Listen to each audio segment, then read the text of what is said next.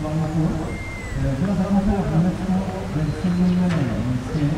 Jinak loď bude jezdit na trase Děčín, Hřensko a Šandel a příští sezónu se tam trasa protáhne ještě Koníčkami.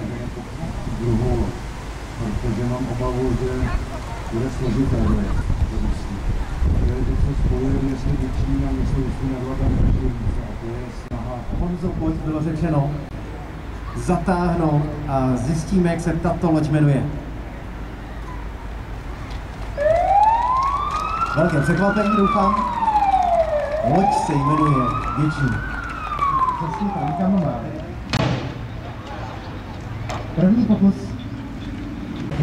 Musíme na ten taky. Takže oba dva. A je to tady zatleskáme.